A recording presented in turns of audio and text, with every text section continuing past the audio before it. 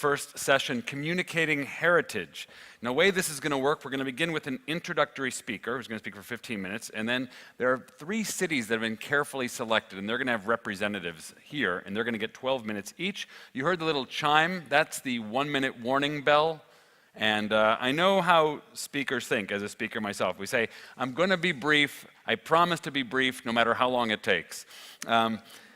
But because we have this chime, I think it's going to keep everybody on schedule. I think it's going to be our magic chime. So what I'm going to do is, before we bring up the introductory speaker, I'm going to ask that the city representatives come up here. I'm going to introduce them now. If they could just come up and take a seat.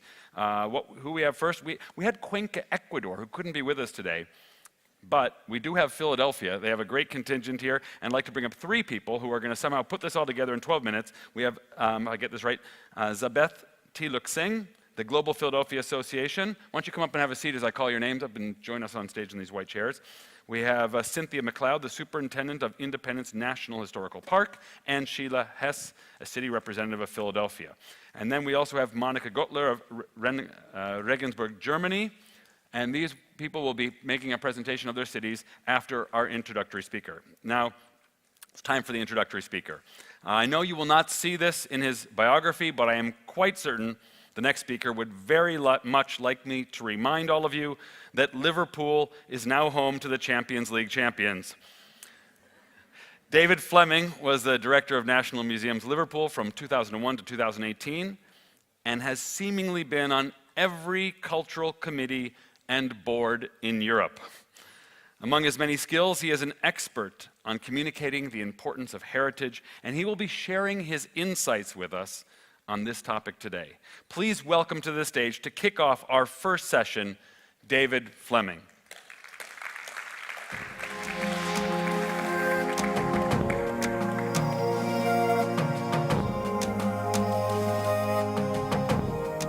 Good morning, distinguished guests. No time to mess about, so I'm going to get straight into it.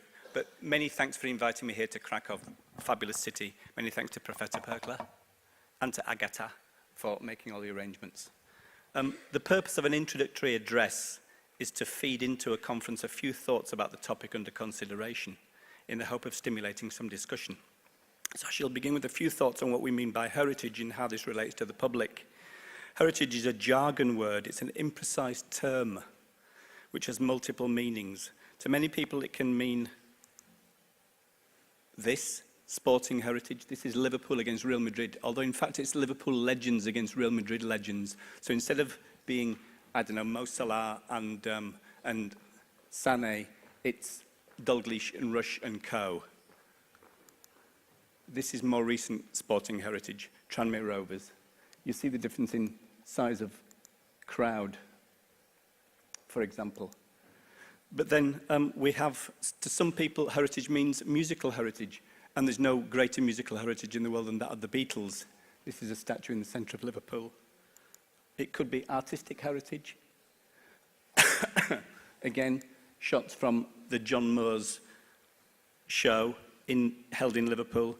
Or it could be personal heritage, the passing down of practices, characteristics from one generation to the next. It can also mean the character of a place, often, though not always, represented by its buildings or its built heritage, as adopted by UNESCO in its use of the term World Heritage Site. Heritage may be tangible or it may be intangible. It has come to cover all evidence of creativity and also the natural landscape. Now, Robert Palmer wrote in his preface to the Council of Europe's 2009 publication, Heritage and Beyond, and I quote Robert, "Heritage is not simply about the past, it is vitally about the present and future. A heritage that is disjoined from ongoing life has limited value. Heritage involves continual creation and transformation. Continual creation and transformation. We can make heritage by adding new ideas to old ideas. Heritage is never merely something to be conserved or protected, but rather to be modified and enhanced.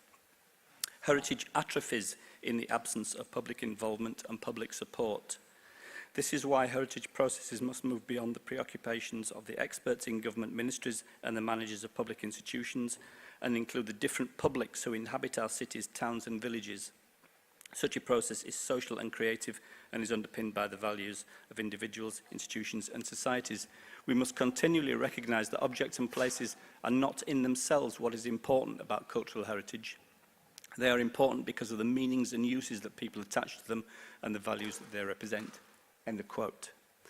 According to the Khan Academy website, cultural heritage includes, and I quote, traditions, oral history, performing arts, social practices, traditional craftsmanship, representations, rituals, knowledge and skills transmitted from generation to generation within a community. Intangible heritage, meanwhile, includes, and I quote again, a dizzying array of traditions, music and dances such as tango and flamenco, holy processions, carnivals, falconry, Viennese coffee house culture, the Azerbaijani carpet and its weaving traditions, Chinese shadow puppetry, the Mediterranean diet, Vedic chanting, kabuki theatre, the polyphonic singing of the Aka of Central Africa, to name a few examples. But cultural heritage is not just a set of cultural objects or traditions from the past, it is also the result of a selection process, a process of memory and oblivion that characterises every human society constantly engaged in choosing, for both cultural and political reasons, what is worthy of being preserved for future generations. End of quote. So the ordinary public always struggles to comprehend what it is about protecting the heritage that's so important, and this simple fact heritage professionals like ourselves should not ignore. I can think of 3 clear British instances. 2 of these involve the keeping of important heritage items by museums. The other involves the public uncertainty surrounding Liverpool's World Heritage status. First, the museum examples. About 3 years ago, I was president of the UK Museums Association, and I found myself having to explain to journalists why it was wrong. I wasn't even going to name the authority, but I see from this slide that there they are, Northampton Museum. It's Northampton Borough Council. I found myself having to explain to journalists why it was wrong for Northampton local authority to choose to sell an important item from its museum collections. You see the item up there on the top left-hand corner, which had been donated to the museum some 140 years earlier, in order to raise money to help with the authority's cash pressures.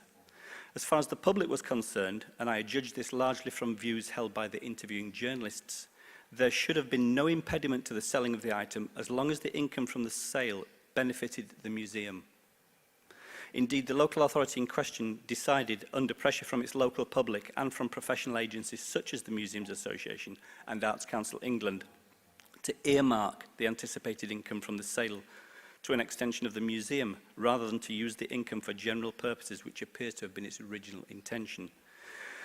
As it happens, the sale proceeded, but it was handled so badly that the museum had its accredited status removed. This meant that for a period of years, the museum became ineligible for grants from public bodies, a significant punishment. My point is, though, that the general public could not understand the professional positioning with regard to the sale. I did find myself explaining to journalists that museum collections, especially those that have been donated as opposed to those that have been purchased, carry a high degree of public trust. Just suppose I found myself arguing that the museum was trying to sell personal items that had been donated to it in the expectation that the museum would keep the items safe forever, such as your grandfather's First World War medals. Then I asked, would your attitude towards a proposed sale be different? It was when confronted with this argument that the journalists began to see that this is a complex issue, not simply a case of the museum doing whatever it liked with its own property. A similar attitude was revealed a short time afterwards, excuse me, when another museum asked the public what it would think if the museum, were to sell letters by the famous English novelist Jane Austen, which the museum happened to own despite having no other connection with the writer. In other words, the Jane Austen letters were seen by the museum as surplus to requirements, yet financially valuable, and the public agreed that the sale of the letters, while regrettable, was better than closing the museum entirely, which seemed at the time to be a possibility. The Ethics Committee of the UK Museums Association, of which I was then chair, was conditioned to resist the proposed sale, but in this, the committee was at risk of being entirely out of step with what the public thought. In this, the public was admitting that in times of financial pressure, museums ought to be able to raise money by any means it could. As a professional, I may object to this, but in so doing, I am out of step with public opinion.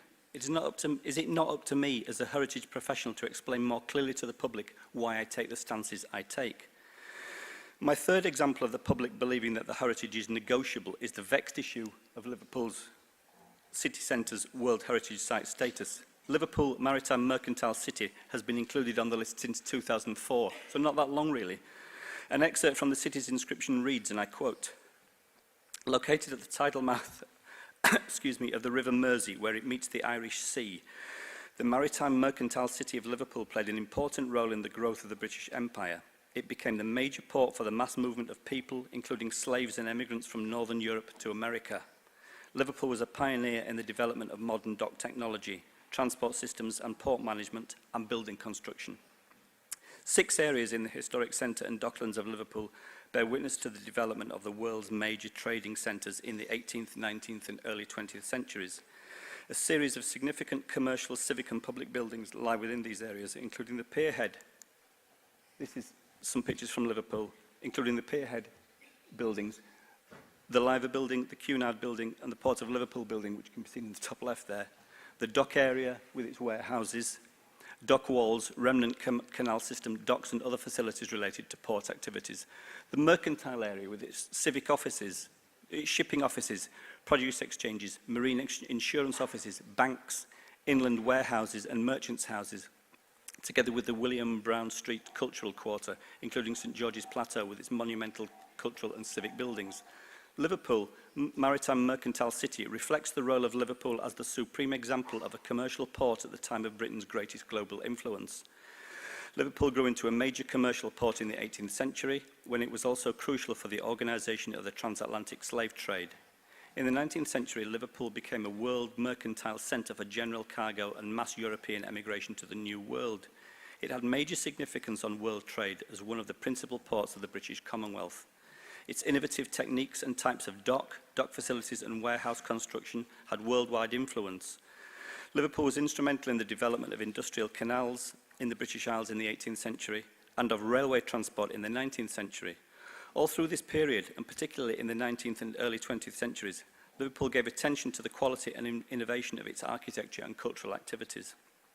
To this stand as testimony its outstanding public buildings such as St George's Hall and its museums. Even in the 20th century, Liverpool has made a lasting contribution, remembered in the success of the Beatles, who were strongly influenced by Liverpool's role as an international port city, which exposed them to seafarers, culture and music from around the world, especially America. End of quote.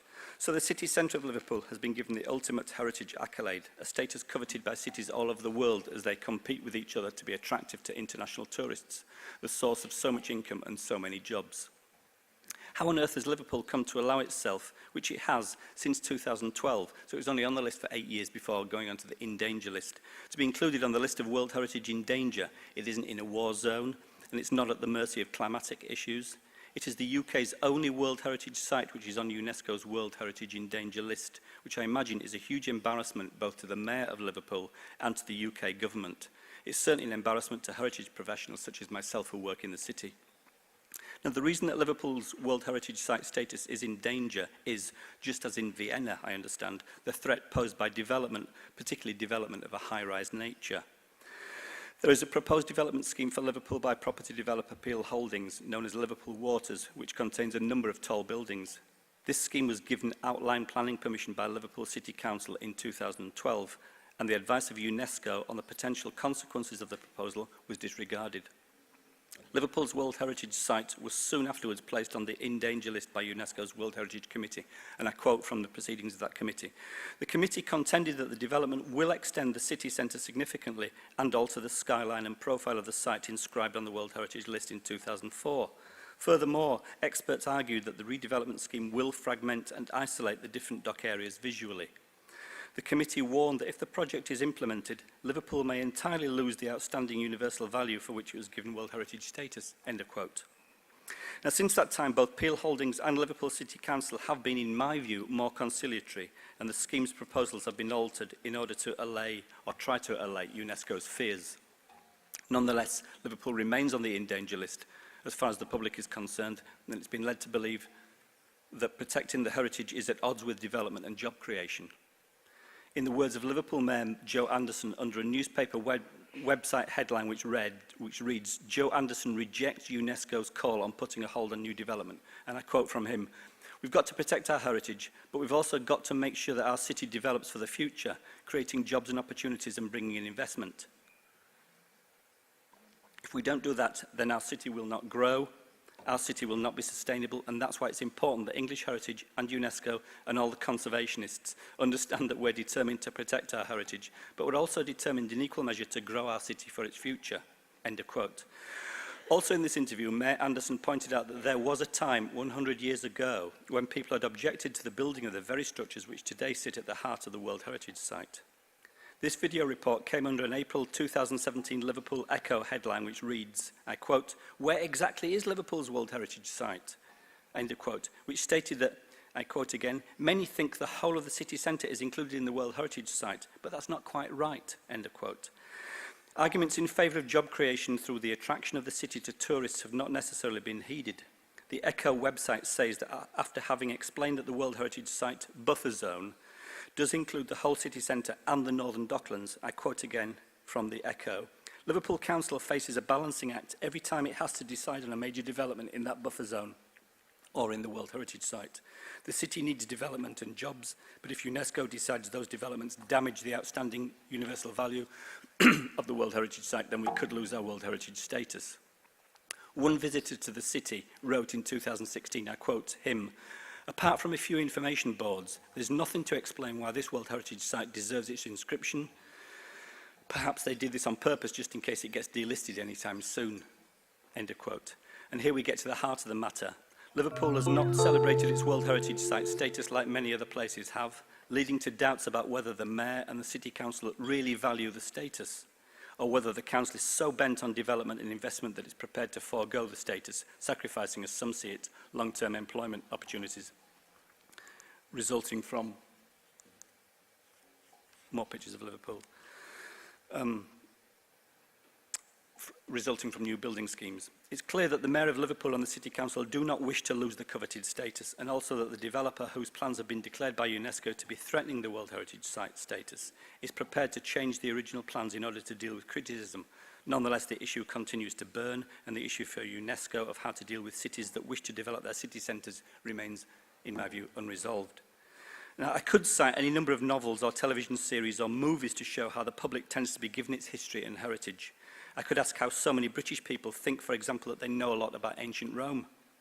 The answer is that they've watched all about it in movies such as Gladiator and Spartacus, and have watched various television series. I believe that the only other historical period that the general British public believes it knows as much about is the Tudor period. And here again I could cite the numerous influences of historical novels, movies and television. I think that heritage professionals should not overlook such influences, however imperfect we may believe them to be. And instead of obsessing over our own messages, we need to consider more carefully just what we mean by the phrases public history and public heritage. I would remind you of what Robert Palmer wrote for the Council of Europe. Heritage atrophies in the, and quoting Palmer again, heritage atrophies in the absence of public involvement and public support. This is why heritage must move beyond the preoccupations of experts in government ministries and the managers of public institutions, and include the different publics who inhabit our cities, towns and villages. I need to finish. I'm just going to show some pictures from museums. This is museum's idea of Mexican heritage. This is Belfast, Sarajevo, Chile, although I actually saw these posters in Mexico, and in Brazil, and in Austria. And then we have memory, monuments and memorialisation, which also play a huge part in the communication of heritage, though it is perhaps easier to see here that memorialisation is very much influenced by political and other issues. Two examples, Eva Perón and the legend of Eva Perón, which is very complex and difficult. You can't miss the memorialisation to Eva Perón when you enter Buenos Aires. There she is. That is a gigantic building. It's broadcasting headquarters, I understand, and a statue. And then we have memorialisation of Chiang Kai-shek, another conflicted figure in Taiwan. Here he is looking very friendly. This is what happened to all the statues. They were all gathered together in one of the ways of dealing with unpopular or formerly unpopular dictatorships. But another way of dealing with it is this memorial plaque to Chiang Kai-shek at the Jingmei White Terror Memorial Park. And this is, in some ways, arguably a more fitting testimony to the guy. And in Poland, just very quickly, I've now finished. Thank you. That's Katowice. That's the end. I'm sorry to have rushed through. Thank you very much.